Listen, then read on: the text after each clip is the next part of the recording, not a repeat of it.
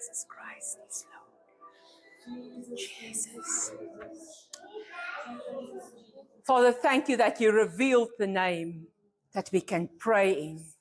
Thank you that you've given us a name that every knee shall bow, that's above the earth, every knee shall bow, that is on the earth, and every knee shall bow under the earth and declare that Jesus Christ is Lord to the glory of the Father. Thank you that we have a revealed name. Dankie dat u daag openbare naam vir ons gegee het, 'n naam wat kosbaar is, wat ons weet die naam van God is. Dankie dat ons kan vasstaan en weet dat u hart met ons is. En soos wat ons hierdie naam vanoggend gespreek het, dank ek u dat elke knie van siekte, elke knie van krankheid, elke omstandighede vandag, hulle knie gebuig het, volgens ons geloof in daardie naam, die naam van Jesus Christus. Maar Here, dit is nie net vir my 'n naam nie. Dit is vir my 'n identiteit. Dit is een wat ek kan aanbid, wat sit op die troon vir ewig en ewig. Die een, die geslagte lam, wat sy lewe gegee het, wat die seels mag oopbreek. En ek dankie dat ek vandag die voorreg het om u by die naam te ken en weet, u het die boek van lewe oor my lewe. Dankie vir die genade in Jesus naam. Amen. Bly vir my in hierdie gees terwyl ek gaan bedien. As my baie mooi gees, die portal het begin oopmaak, het begin skeer weer. Was vir 'n lang ruk toe gewees. Maar ek wil praat vandag so 'n bietjie oor woorde. Ek begin met 2 getuienisse. Die een getuienis is 'n predikersvrou. Sy sê sy en haar man was in die bediening vir ewig en altyd. Maar sy was siek. En hulle het herlewing en 'n konferensie by hulle kerk gehad. En wonderwerke het gevloei, genesings het gevloei. Hulle het vir almal gebid, maar sy het bly siek word. Sy het bly agteruit gaan, sy was op 87 pond gewees, en op 'n punt so erg dat hulle aan die hospitaal moes opneem. Sy kon niks eet of drink nie, nie eers water nie. Hulle neem haar in ER op en die dokter sê vir haar, daar's niks meer wat hulle vir haar kan doen nie. Hulle gaan haar op 'n drip sit. Hulle gaan môreoggend kyk, hulle gaan 10 2/3 of 'n 3/4 van haar kolon moet verwyder. Sy's 'n spiritual warrior. Sy bid en sy weet hoe om te bid. Sy sê vir haar man, jy kry die bidders aan die gang. Ek vat nie hierdie nie. Maar dis al jare wat sy hiermee sukkel. Jare. En daai aand, te begin sy weer bid waar sy is vol pype. Sy begin bid, en die volgende oomblik stap daar iemand in haar kamer in, met 'n klipbord. En hulle begin afmerk op die klipbord. En sy besef, die atmosfeer het gedraai. Daar's 'n verandering in die atmosfeer, en sy besef, hierdie is nie 'n personeel lid nie, dis 'n engel. En dit wat hy begin afmerk, is die beloftes oor haar lewe. Presies dit wat sy gebid het, toe die dokter vir haar sê, ons gaan opereer. Toe sê sy, Here, maar ek herinner jou aan die woord wat oor my lewe gespreek is. En sy dit begin herhaal vir God. En sy sien hoe die engel begin om dit so af te merk, dan kyk hy vir haar, dan merk hy dit so af. En sy ervaar 'n draai. En sy ervaar die draai in haar liggaam. Sy sê, en is nader aan na 'n ruk, raak sy rustig, dan raak sy so weg, dan maak sy haar oë oop, en sy sê, nee, die engel staan nog steeds daar, en hy merk nog steeds af. En sy het aan die slaap geraak, en die volgende oggend word sy wakker met so 'n tik op haar skouer. En sy sê, ja, die vrou sê, wat gaan aan? Al jou vitals is reg. Sy sê, ja, want die engel was hier. Sy is daai selfde dag ontslaan uit die hospitaal uit, waar sy die vorige dag ingeneem is vir 'n noodoperasie. Waar sy nie water of kos of enigiets kon inneem nie, hulle het vir haar kos gebring en sy het dadelik dit geëet. She stood on God's word. Maar sy het dit geglo. Dit was nie iets wat sy gekonfess het, dit was iets wat sy geglo het. Wat was die dokter se naam wat haar gerelease het? Dr. Lazarus. Dr. Lazarus. What a testimony. Dit is nie, ons hoef nie toe te gee aan doodsheid nie. Ons hoef nie. Erika Mukuna vertel, sy is 'n witch gewees, ek gaan nie al die detail vertel nie, maar sy was agter iemand aangewees wat sy moes gaan vervloek het, dat hulle in 'n malhuis beland, dat hulle sterf, want die persoon het 'n besluit geneem om hulle hart vir die Here te gee. Dit nog nie gedoen nie. En hierdie persoon was in 'n openlig konferensie gewees, en hulle was almal daar saam, en haar ma, toe sy uitstap, toe stap sy uit, en haar ma sê vir haar, mag my God saam met jou gaan. Baie kwaad daaroor, want sy is 'n witch. Kom by die openlig konferensie aan, en daar kan sy nie inkom in die konferensie nie. Want die intercessors is besig om te bid, en rondom die openlig area te bid. Nou mense, ek het hierdie ding al gesien, die witch, as hulle aan die binnekant is, kan hulle nie uitkom nie. As hulle aan die buitekant is, kan hulle nie inkom nie. As jou intercessors weet om te bid, en hulle harte God te hou en skoon te hou, hulle kom nie in nie. Ek het dit al beleef. En sy weet, sy moet inkom by hierdie ouetjie, sy moet hom keer voor hy gaan, want daar's iets anders op sy lewe.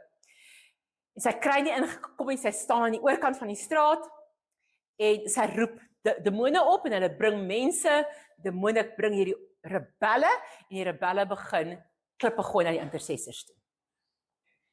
Intercessors raak kwaad. Hulle vat offense, en hulle gooi klippe terug. Sy sê, en dit maak die deur oop, as sy kan ingaan. Sy sê, sy bel hierdie ouetjie, maar sy stap in, want sy wil hy daar sien. Hoekom? Sy wil vrees inboesem. Sy wil vrees inboesem. Stap in, en toe sy so instap, toe is die hele plek vol engele. Mense, hoekom moet die okkulte dit sien? Waar is ons? Waar is ons? Die oomblik wat 'n Christen enige iets sien, dan word sy derde oog toegemaak. God het gesê ons mag, want hy het vir ons geestelike visie gegee.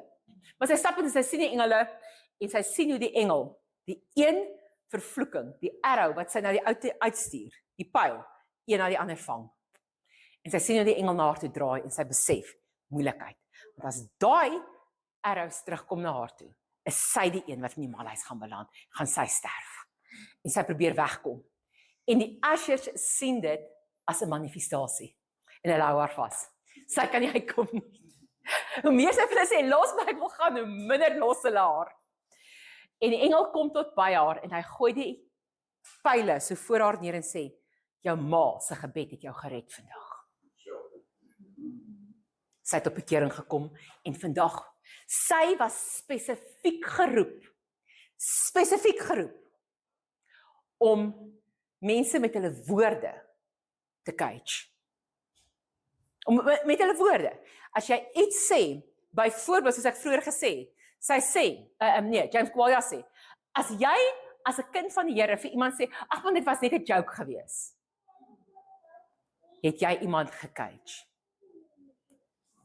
Want jy was nie in eerlikheid nie, jy het met 'n ander gees gefunksioneer. En ons het nodig om hierdie goed in God reg te kry. Gaan mense sê, maar dit is die lewe. Is dit regtig? Is dit regtig? Ons jokes, sy sê, dit is spesifiek wat hulle gebruik, om jou te kry, om in hierdie valse goed in te stap, en dan mense se gees te trek.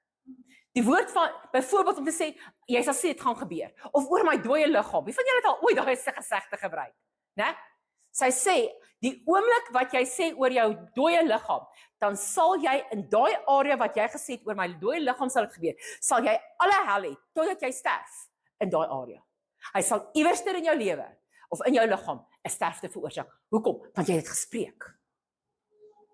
Dit is hoekom jy in tale bid. Want, soos hulle sê, ons taal het al so vermeng met die okkultiese goed, dat ons nie meer weet wanneer ons okkulties praat nie. Want dit is so maklik om te sê, jy vertel 'n wit leuen. Dis 'n lieg, jy vertel 'n leuen. Jy het hom net probeer wit was, dat jy nie skuldig voel nie. Ons woorde is ongelooflik belangrik. Luister wat sê Matteus 9 vers 4. En toe Jesus merk wat hulle gedagtes was, sê hy, waarom bedink julle slegte dinge in julle harte? Nou hierdie is baie interessant, toe hy hulle gedagtes merk. So hy het geweet wat hulle gedagtes is, maar hy sê, wat bedink julle dit in julle hart? En nou predik ons, change your mind. Change your mind. Vernuwe jou gedagtegang. Maar wat sê die Here, waar kom die gedagtegang vandaan? Van jou hart. Jou hart is nie verander nie. Daarom kry jy nie jou gedagtes verander nie. Dit is skriftuurlik. So as jy sukkel met 'n gedagtegang, beteken dit, daar's iets wat in jou hart geplant is, wat jou die hele tyd trek, dat jy verkeerd dink, dat jy verkeerd praat, dat jy verkeerd sê. God se woord is duidelik, hy gee vir ons duidelike insig, hy gee vir ons duidelike riglyne. As jy gaan kyk na Markus 7, vers 15, iets sê dit daar, daar is niks wat van buite af in die mens ingaan, wat hom onrein kan maak nie. Maar die dinge wat van hom uitgaan, dit is die dinge wat die mens onrein maak. Wat praat jy? Wat dink jy? Ons is so maklik om die okkulte te blameer wanneer ons swaar kry. Maar wat het jy die afgelope 2-3 weke gedink oor jouself? Wat het jy die afgelope 2-3 weke gedink oor jou situasies? Wat het jy gedink oor goed rondom jou? Wie is daar wat jy uit jou lewe uit wil skuif? Wie is daar wat jy so kwaad is dat jy hulle nie naby jou wil hê nie, van wie jy wil wegvlug die hele tyd? Die Here sê, dis daai gedagtes wat van die binnekant af kom, wat jou onrein maak, en daarom sukkel jy, want jy bedink dit in jou hart. Jy het 'n weerstand in jou hart teen situasies. Nou probeer jy jou gedagtegang verander, maar God sê, dis jou hart wat nie in lyn is met hom nie. En daardie woorde neem jou gevange, dat jy nie in oorwinning kan kom nie. Nou kom ander mense. Ja, die een ding wat hy daar gesê het is, if you had a cursing pastor, or a joking pastor, wat doen hulle? Hulle curse jou. Hulle vervloek jou. Hulle sê, dis 'n joke. Wat doen dit? Ons absorbeer daai woorde. Hoekom? Want dit is 'n goddelike persoon. En wat gebeur? Ons begin daardie woorde verteer, oordink, deel maak van ons. En wat gebeur? Ons neem onreinheid, en omdat ons daai woorde ons eie maak, begin dit deel word van ons denkproses. En nie lankie dan begin jy ook dieselfde woorde gebruik. Dieselfde denkpatroon aankleef. Wat gebeur? Jou hart is nie met God ingestel nie. Jou hart is met 'n prediker. Jou hart is met iemand anders wat 'n woord met jou gespreek het, in lyn. En nou begin jy wonder, hoekom is daar goed wat vir jou moeilik raak? Want jy het in lyn gekom met dit, met die vervloeking. Jy het in lyn gekom met dit, met die onreine geeste. Jy het in lyn gekom met dit wat gepraat is. Hou op om die woorde van negativiteit wat iemand oor jou lewe spreek te verteer. Vra die Here dat hy jou hart skoonmaak, dat hy dadelik dit uit jou hart uittrek. En dit verwyder van jou af. Want dit het krag, die okkulte gebruik dit. Wie van julle het al verby 'n plek gery, dan sien julle 'n persoon daar sit vir 2, 3, 4 weke op een plek sit, dan wonder jy, wat maak hulle daar? James Kowalja vertel, waar hy opdrag gekry het om vir 21 dae op een spesifieke plek oor 'n area vervloekings te bring. Hy mag nie beweeg uit van daai plek af nie. Vir 21 dae, dag en nag, sit hy daar en hy spreek vervloekings. Hy sê die vervloeking sal net posvat as daar 'n opening is. So wat maak hy? Hy is besig om die vervloekinge te spreek en al se ander mense is besig om kwaad goed te bring. So nou bring hy onenigheid in jou huis en wat gebeur? Dat vervloeking het deurgekom. Hy bring onenigheid by jou werk, die vervloeking het deurgekom. Hy bring negativiteit oor jouself, die vervloeking het deurgekom. Wat doen ons? Waaraan onderwerp ons ons? Ons besef nie die krag van ons woord nie. Daai Erika sê, toe hulle haar vashou en die engel gooi daai pile so voor haar neer, toe sien sy in die gees, presies waar haar ma sit, nog steeds besig om te bid. Toe besef sy, haar ma het gesê, my God gaan saam met jou. En sy besef toe, maar dit is waar my oorwinning gelê het. Dit is hoekom my lewe gered is. Sy sê die ouetjie wat sy moes vervloek het, na wie sy die pile uitgestuur het, het nog nie eers besluit nie. Hy het nog net oorweeg om sy hart vir die Here te gee. En klaar was hy beskerm deur engele. Die krag van God is baie sterk op jou lewe. Wat jy ook al doen, hou aan. God gaan vir jou deurkom. Cecile, hoor mooi wat ek vir jou sê. Hy was baie sterk op jou vanoggend gewees. Ons het nodig om in lyn te kom met God se woord. Ons het nodig om in lyn te kom met dit wat God sê en op te hou om te luister na al hierdie ander nonsens. Dit is baie eenvoudig. Kom ek gaan dit vir julle so verduidelik. Dit is nou 'n prentjie wat nie noodwendig korrek is, maar is 'n prentjie wat ek wil hê jy moet onthou. Kom ons veronderstel, jy kry 50.000 woorde vir vandag. En jy sien elke woord as 'n soldaat. Nou het ons 50.000 in 'n peloton. Wat doen soldate? Hulle reageer op die bevel. Jy het hom. Nou sê ek iets negatief. Wat doen daai peloton? Hulle draai teen my.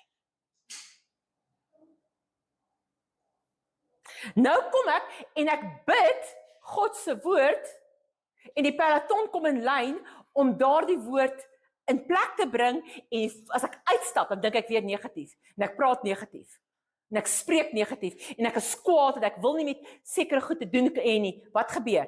Hierdie peloton word nou vernietig deur die ander peloton. As jou woord, elke woord wat jy spreek, 'n soldaat moet wees, hoeveel van jou soldate beklei teen mekaar?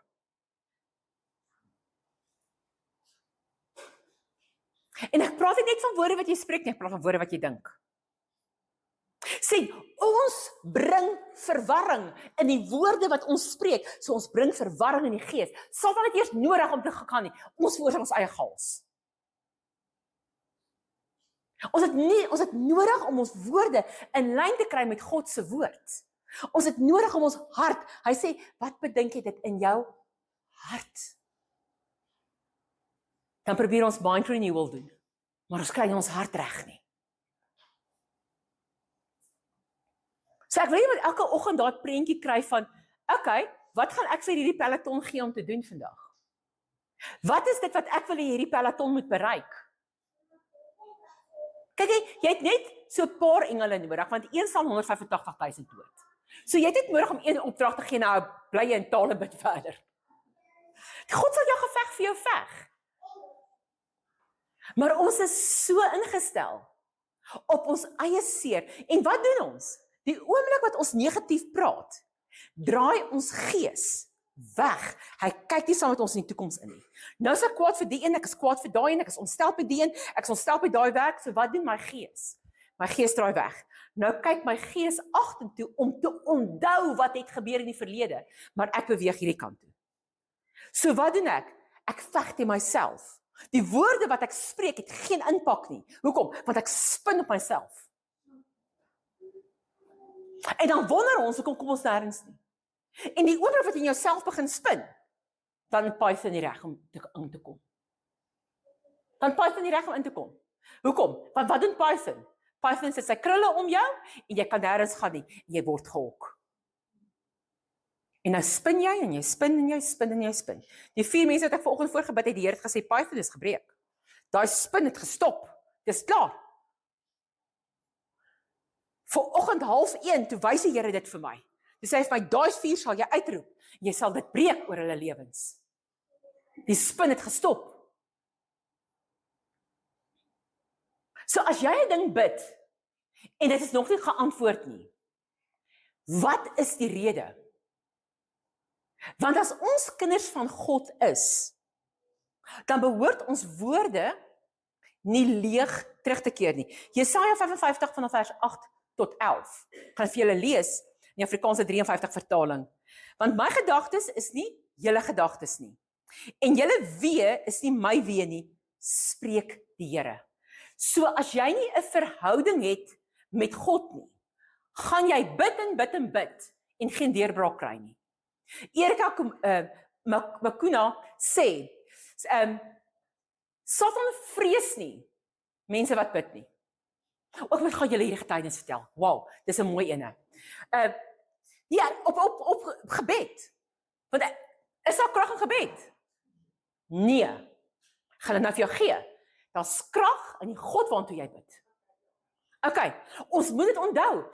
Baie mense sê, ek het gebid en dit het gebeur. Maar vir hulle raak hulle eie God. Hierdie vrou is 'n devoted moslim. Sy bid 5 keer 'n dag, sy stuur haar kinders na moslim naweek skole toe. Hulle weet hoe om te bid. Hulle het uit Pakistan uit, toe sy kleintjie was, Pakistan uit gegaan, het hulle Amerika toe gegaan. En langs storie kort, sy het 'n near-death experience. Sy sê, ek het nie die tonnel gesien nie, maar ek was bewus van 'n entity by my. In kort het sy besef dat elke persoon wat sy probeer oortuig om in die moslimwêreld in te gaan, is besig om af te sak in die hel in. Sy kon dit sien. Sy vertel hoe sy mense sien, identifiseer, hoe hulle afsak in hierdie donkerte in. Maar hierdie engel is hier by haar. Sy sê, en sy word ingevat in die hemel in, en daar intense liefde. Sy was dood vir 4 minute 37 sekondes. Die laaste ding wat sy gesien het, was die vraagteken bars in die ambulans se dak. Sy sê in die hemel in, die engel sê vir haar, jy kry 'n kans, maar jy gaan moet kies. Kom ek wys vir jou wat kan jou einde wees, as jy God kies. Want sy besef skielik, die Here het vir haar gewys, die Mohammed leerstelling, wat het alles daar gebeur, en hoe vals dit is, en hoe dit verdraai is. Hy het haar 'n klomp goed gewys. En hy sê vir haar, dit kan jou einde wees, as jy God kies. En sy kom by, en sy is so verwerp, maar sy kon nie terugdraai in daai geloof in nie. En oor 'n tyd het haar, ek kan nie nou van man al tot bekering gekom het nie, maar haar al 2 kinders het tot bekering gekom. Gebed, het gebed krag? Kyk, gebed het die veelheid krag wat in jou gebed is die God waarna toe jy bid. So, ons wee is nie God se wee nie.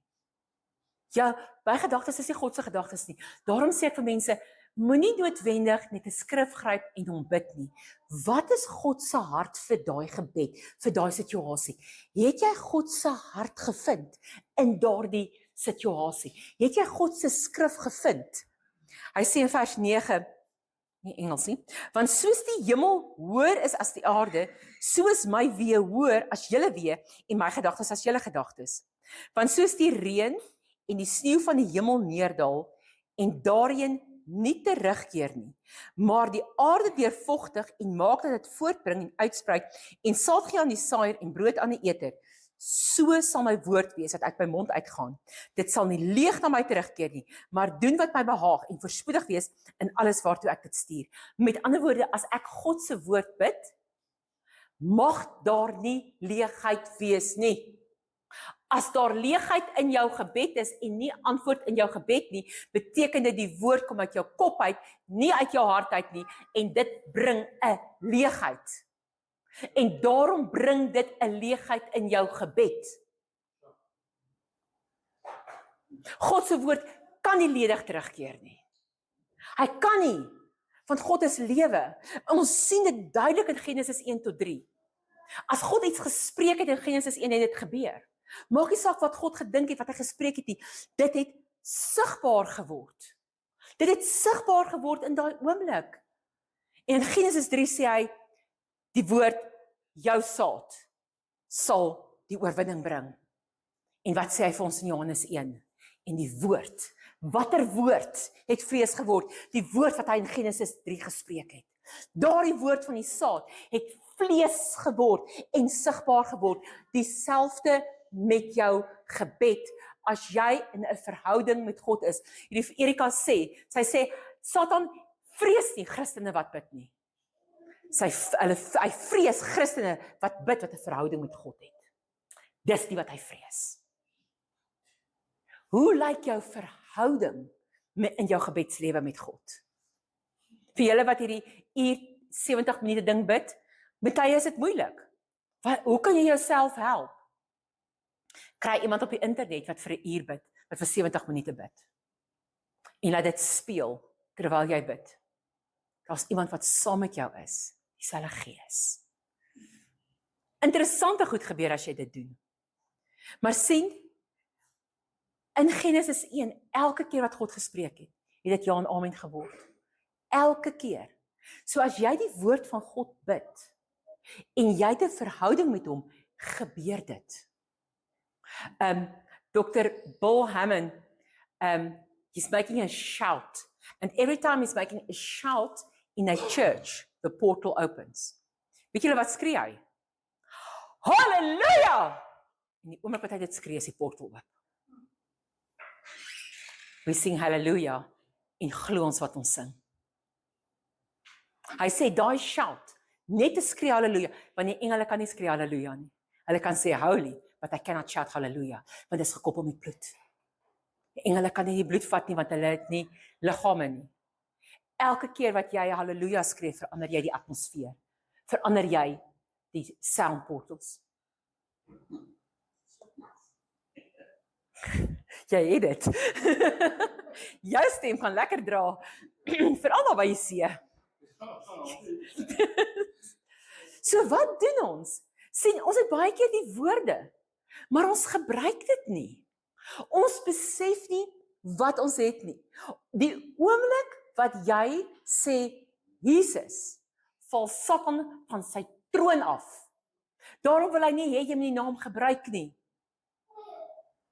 So, die woord in jou mond, waar jy 'n verhouding met God het dieselfde effek op aarde, as toe Jesus op aarde was. Maar hoe lyk jou verhouding met God? Het jy 'n verhouding met God? Nou, hoor mooi, ek lees uit Daniël 10 vers 12 en 13. Toe sê hy, dis die engel vir my, wees nie bevrees nie. Dit is die groot ding wat dikwels met ons gebeur. As ons begin bid en ons kan nie dadelik ons antwoord nie, gaan ons in vrees in. Gaan ons in onsekerheid in. Kyk, toe sê hy vir my, wees nie bevrees nie, Daniël, want van die eerste dag af dat jy jou hart daarop gerig het om ag te gee en voor jou die aangesig van God en jou voor die aangesig van God te verootmoedig, is jou woorde gehoor en om jou woorde ontwil het ek gekom. Met ander woorde, sy gebed het die engele in aksie geplaas. Vir 21 dae is hy gefokus. Sy gebed het die engele se hande losgemaak. Nie soos hy Erika se ma, maar die vors van die koninkryk van Perse het 21 dae lank teenoor my gestaan. En kyk, Michael, een van die vernaamste vorste, het gekom om my te help. En ek het daar oorgebly by die konings van Persië. Met ander woorde, wat gebeur? Daar's weerstand. Maar omdat jy nie geantwoord word nie, begin jy jou eie weerstand vorm, negatief dink, negatief praat, negatief voel, vrees kry, angs kry, rondhardloop. As jy kwaad is vir iemand, en jy release hom nie, al begin jy in getale bid, daardie het nog steeds die reg om dit vir jou moeilik te maak. Hou op om slegte kos te verteer. Hou op om slegte woorde te oordink. Jy verteer dit. En jou liggaam gaan die effek hê, jou gees gaan die effek hê. Daniël, interessant. Daniël het gebid en sy volk het vrygekom. Maar Daniël het nooit uit ballingskap uitgekom. Van Daniël het in Babylon gebly, want hy was een van die regeerders. Moenie bid dat jou situasie verander nie. God wil jy moet 'n regeerder in jou situasie wees. Ons glo, as my situasie verander, dan gaan ek deurbraak kry. Nee. In jou situasie wil God jou 'n koning maak. Hy wil jou 'n regeerder maak in jou situasie. Stop having an escape mentality. Stop it. Come in line with God. You will fight the rest. Esther het dieselfde gekom. Sy was die koningin. Sy verlos haar volk, maar sy mag nooit teruggaan na haar volk toe nie. Sy moes in die paleis gebly het. So wie van julle wil Esther wees in die paleis bly, jou mense kan aan 'n jive van die kere gaan so wat jy wil, maar jy mag net beweeg as die koning vir jou sê moet beweeg. Wie van julle wil Esther wees? Kom aan, hoeveel Ester-konferensies is daar?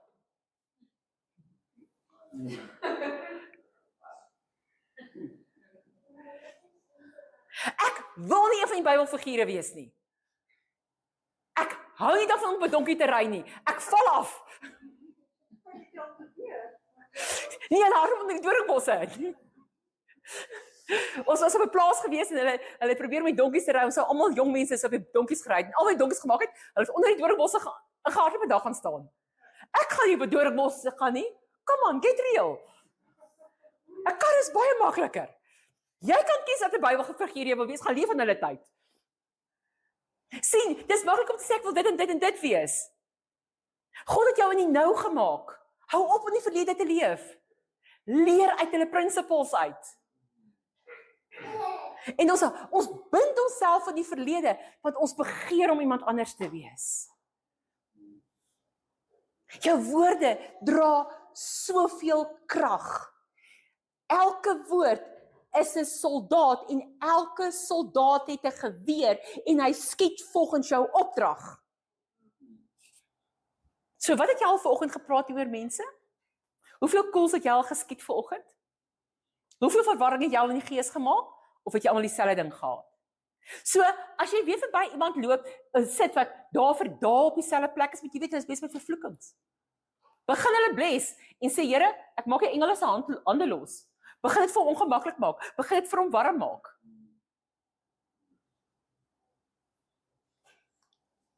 Ons het nodig om te besef wat is die krag van ons woorde. As jy die woord van God bid, release jy krag, want God se woord sal nooit ledig terugkom nie. So dit wat jy sukkel om deur te bid, gaan staan stil, waar jy nog nie antwoord kry nie. Here, wat is dit wat jou hart is? Want nou bid ek dalk vir genesing, maar die Here sê, breek nie die gees van Python, of weet jy wat, verootmoedig jou net, en dit gaan gebeur. Maar het jy al vir God gevra wat die rede is? Wat dit is wat daar is? As God jou gaan genees, of jou situasie verander, gaan jy vir God verheerlikheid gee, of gaan dit net wees, dankie tog ek is al van ontslae. Sien, so dikwels bid ons dat ons net ontslae raak van hierdie goed. In plaas om te sê, Here, maak nie saak wat nie, jy sal die heerlikheid kry. I went through hell and back in die Kaap, met die aanbieding van my. Maar toe ek terugkom, ek moes my voete in die Kaap op die grond sit. Toe ek terugkom, toe wys die Here vir my, ek het nou met Louis dit gedeel, wys die Here vir my, die reën, hoe dit geblok word in Suid-Afrika, dat dit nie in Gauteng en Vrystaat kan val nie, in die Noord-Kaap nie. Hy wys my presies waar dit gedoen word. Hy vat my in die gees in, ek spreek dit aan, 2 dae later kom die reën in Suid-Afrika, in Gauteng. Sien, ons het nodig om in te beweeg in die geeswêreld in, en op te hou om ons eie agendas in te kry. Kyk, all hell broke loose, toe ek probeer om daai goed te begin doen. But I haven't absorbed it.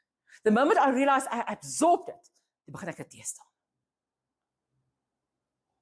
Ons moet ophou om dit te absorbeer, en daardie vibrasies, daai frekwensies, daai woorde ons sin te maak. Nou gaan ek julle iets wys, wat in die okkulte gebeur. Ek wil lees uit Openbaring 3 vers 5 uit, en dan gaan ons 'n baie spesifieke aksie doen, en ons gaan dan oorgaan 'n nagmaal in. Openbaring 3 vers 5 sê, wie oorwin? Wie oorwin, sal bekleed word met wit klere. Ons dink ons is almal alreeds wit klere bekleed. Sê as jy oorwin. Hoeveel oorwinningsklere het jy aan? Wie oorwin sal bekleed word met wit klere, en ek sal sy naam nooit uitwis uit die boek van die lewe nie. En ek sal sy naam bely voor my Vader en voor sy engele. Nou wat gebeur is, die oomblik wat jy bewus raak van situasie in jou lewe wat negatief is jy al klaar 3 tot 5 jaar agter. Die sataniste, as hulle jou wil vernietig, as hulle een persoon wil vernietig, een persoon, kry hulle die boek van jou lewe.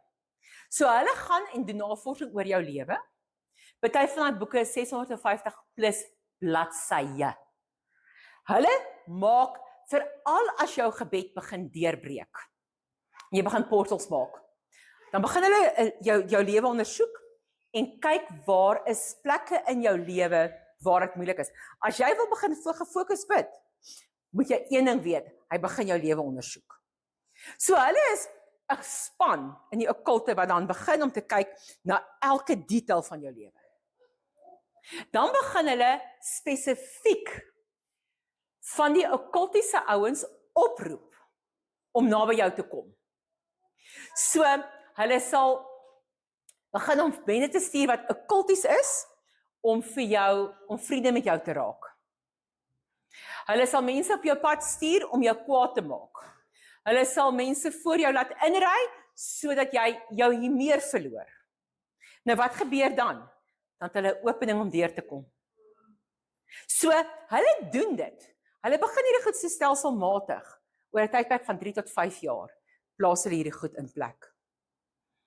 En dan eendag kom jy agter maar alles val uit mekaar uit. Dan is ons reeds 3 tot 5 jaar agter. En ons besef nie hoe ons gedeceive is op ons sintuie nie. Wie oorwin sal bekleed word met wit klere. So staan jy op 'n oomblik wat jy voel maar jy is onder aanslag? Is daar 'n attack teen jou? Gaan kyk wat het 3-5 jaar terug begin gebeur in jou lewe. Wat het jy toe vir God gedoen wat jy nou doen vir God? Want hulle sorg dat jy nie verder dit doen vir die Here nie. En dan begin jy negatief raak, jy begin negatief praat, jy begin jouself afsonder, jy begin jouself onttrek, jy begin jouself afsluit, jy dra jou gees terug en jy's getrap. Jy sit in 'n situasie dalk vandag wat jy nie weet hoe om uit te kom nie. En God sê jy kan oorwin, want hy het sy naam vir jou gegee. Jy kan net daai naam. Daar's tye wat as ek hierdie tye bid, wat ek net die naam van Jesus spreek vir 5 na 10 minute, die hele tyd. Dis al. Hoekom? Want daar is krag in God. Nie krag net in die naam nie. Daar's krag in God. Waar staan jy vandag met jou goed? So, het Satan dalk die boek van jou lewe in sy hand? Het hy dalk die boek van jou lewe in sy hand en is hy dit besig om te ondersoek? Of is hy besig om daarop te reageer en jy sê ook net, ek gee op, ek kan nie meer nie. Hierdie goed klink far-fetched en jy kan vir my sê wat jy wil. Jy hoef dit nie te glo nie. But these things are real. It's real. En die Here het vandag gesê, dat ons gaan in die gees, die boeke wat in Satan se hande is, verbrand. Maar, as ons dit verbrand, en jy stap hier uit, en die eerste kar wat voor jou inry, is jy weer kwaad, het jy weer die eerste boek gegee. Dat jy weer vir my eerste bladsy gegee. As jy hier uitstap en jy het 'n negatiewe gedagte oor jouself, het jy weer vir my volgende bladsy gegee. As jy hier gaan uitstap, en kom ons bid ons hande. Dit sien nie. Sien, ons het nodig om ons harte skoon te kry. Dis nie renewing of the mind nie. Renewing of the mind is 'n wêreldse prinsipel. Is 'n okkultiese prinsipel. As jou hart reg is, dan is die res maklik. Daar waar Paulus geskryf het in Romeine 12. As jy gaan kyk na die geskiedenis, het in Romeine 12 sê hy die vlakke van God, kom ek lees dit gou vir julle. Waar hy sê vernuwe jou gedagtegang. Maar daar is goed wat hy voor die tyd sê voor jy kan voor jou gedagtegang moet vernuwe word. Romeine 12. Kom ons skryf hom gou-gou. Nou hoop ek gaan kom oorkry in Afrikaans. Romeine 12 vanaf vers 1. Skryf in die Afrikaanse vertaling. OK. Daai een wil dit nie doen nie. Nee, man, hy moet. Sien nou, wil hy dit nie doen nie. Nee, nie diskaart nie. OK, Romeine 12. 12:3. Ons gaan nog gou vir julle lees. Ek wil hê julle moet besef, daar is, wat sê hy voor hy sê, jy moet jou gedagtegang verander. En dit is ons baie keer mislees. Ek vermaan julle dan, nou voor Romeine 12, het Paulus vir 'n 13 jaar tydperk 'n geweldige stryd gehad. Was hy ongelooflik geïsoleerd. En hy regtig met God geworstel. En toe kom Romeine 12 en hy skryf die volgende, hy sê, ek vermaan julle dan broeders, by die ontferminge van God, dat julle julle liggame stel as 'n heilige, as 'n lewende heilige en aan God welgevallige offer. Sien, jy moet eers jou hart regkry. Ons spring aan vers 3 toe. Hy sê, kry eers jou lyf reg, kry eers jou hart en jou lewe terug na God toe.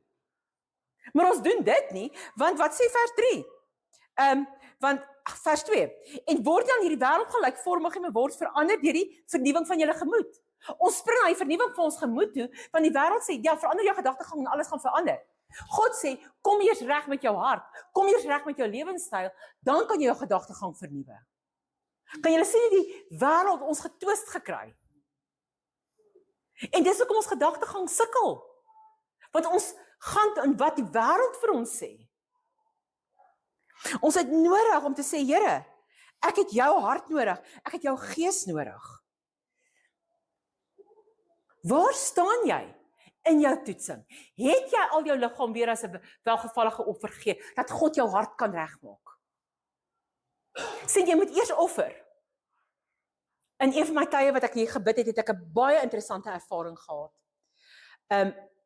Terwyl ek bid, toe ervaar ek hoe ek nie net deur my hart bid nie, maar hoe my hele lyf, my gees wat deur my hele lyf is, homself lig na God toe.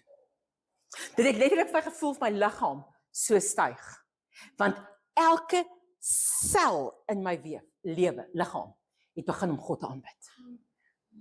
Dit was 'n amazing ervaring en ek probeer gereeld om daai ervaring terug te kry. Hoekom? Want ek wil nie net een gedeelte hê nie, ek wil hê my alles moet God aanbid. En as elke sel begin om hom te aanbid, dan het ons oorwinning. So hoe lyk jou tydsoffering? Hoe lyk jou offer, welgevallige offer aan God? Het jy al jou liggaam weer voor God neergesit en gesê, Here, maak nie saak wat nie, help my, ek kan nie alleen nie. Maar is die offer daar, dat God dit kan gebruik? Sluit vir my vir 'n oomblik julle oë. Amanda, jy hoef nie nou te speel nie, is fyn. Ek wil hê sluit vir jou oë en maak jou besluit vandag. Dis nie 'n bekeringsboodskap nie. Hoe welgevallig wil jy hê moet jou offer wees? Hoeveel wil jy graag vandag aan God gee? Hoeveel wil jy graag vandag aan God opdra? Dit is 'n nice ervaring as elke sel in jou liggaam God begin aanbid. But I went through 3.5 years of just repentance. Kan jy vir Here sê, jy is weer bereid om jou liggaam as 'n welgevallige offer te bring? Want as ons hier klaar is, as jy hierdie gedoen het, gaan ons daai boek aanspreek, wat in daai okkultiese hande is. Daar gaan 'n effek wees, daar gaan 'n rede wees, daar gaan resultate wees. Jy gaan bepaal wat se resultate gaan daar wees.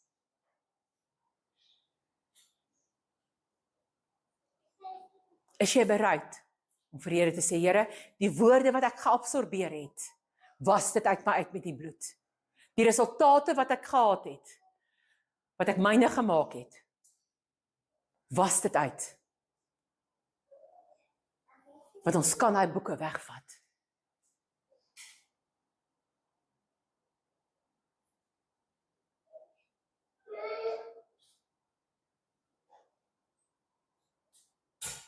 Kry jou hart reg met God.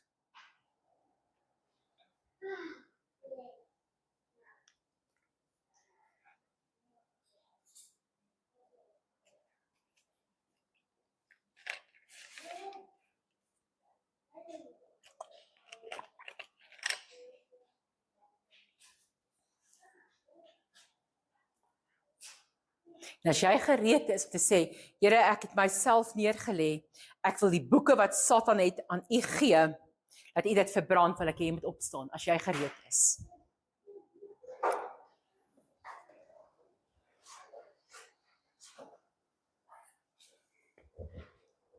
Amanda, ek verskoon jou, hoor. Ek verskoon jou van opstaan.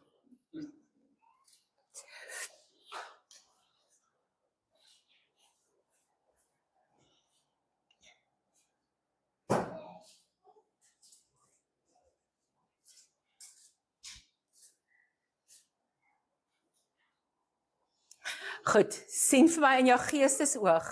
Steek vir my jou hande voor jou uit en sien vir my in jou geestesoog daardie boeke wat Satan het. Wat die sataniste het, wat hy lees. Sien dit. Ek gaan daaroor bid. Vader, ek staan vanoggend in die opdrag wat U al vir my Woensdag gegee het om te doen. Staan ek vandag. En ek verklaar dat hulle het boeke oor elkeen van ons se lewens. Here, hulle is besig met die boeke te bestudeer en daar's alreeds aksies geneem teen ons lewe. Maar Here, vandag wil ek vir vergifnis vra, omdat ons nie met onderskeiding hierdie goed raak gesien het nie.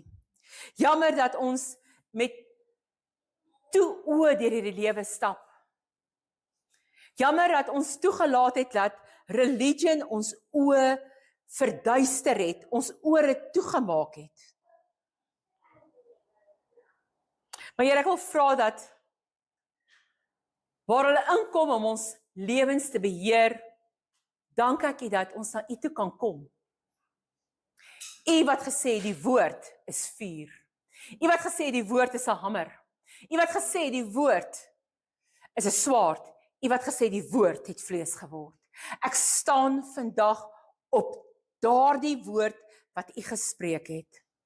En ek beroep my op die vuur van 'n lewende God. Here, enige plek waar daar iets geskryf is oor elkeen van ons se lewe, sal U vandag met U vuur, U wat 'n verterende vuur is, sal U vuur oor daardie boeke bring en dit totaal en al vernietig in Jesus naam.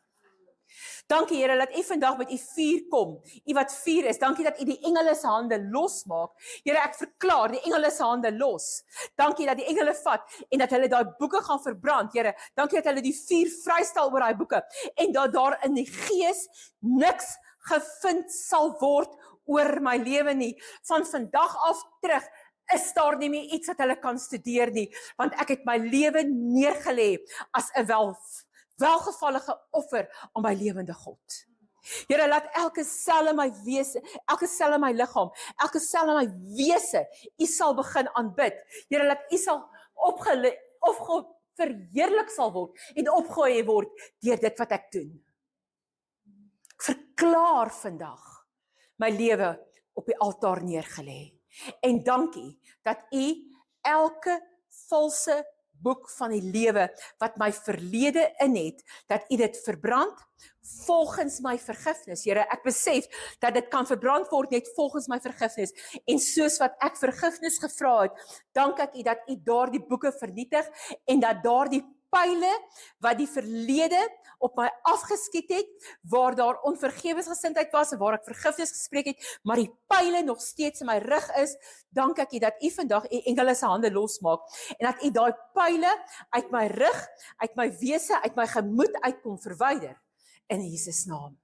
Dankie Vader dat ons het nie nodig om met hierdie pyle in ons rug te loop nie en daarom verklaar ek dat enige woord van witchcraft, enige woord van divination, enige woord uit die okkultiese uit wat op ons afgekom het, vandag deur U engele opgevang word, die pyle, en dat dit vandag vernietig word, uitgekanselleer word. Here, en elke een wat teen my spreek, elke een wat vervloeking teen my bring, ek eis daardie siel op vir die koninkryk van God. I declare you will have an encounter with God in Jesus Christ's name. You will have an encounter and you will have to bring in whatever you've done. And you will have an encounter with the living God. Here, en ek dankie. Dankie dat U vandag daardie boeke brand. Here, ook die omhulsels brand. Hulle sal dit nie meer kan vind nie. Here, ons sal hier uitstap met daardie wete dat U het geantwoord. U het geantwoord. En ek ontvang so daardie oorwinning en daardie seëning in Jesus naam. In Jesus naam. Skryf my sang op, halleluja. Terwyl ons dit gedoen het en daai sang gaan gespeel, julle kan hom saam sing as julle wil, maar ek wil hê, jy moet hier, kom haal nagmaal gebruik, kom haal vir jou enetjie, en dan bevestig jy vandag, Here, dankie, dat ek vandag kan oorbegin, my lewe 'n welgevallige offer. Goed, ons gaan nou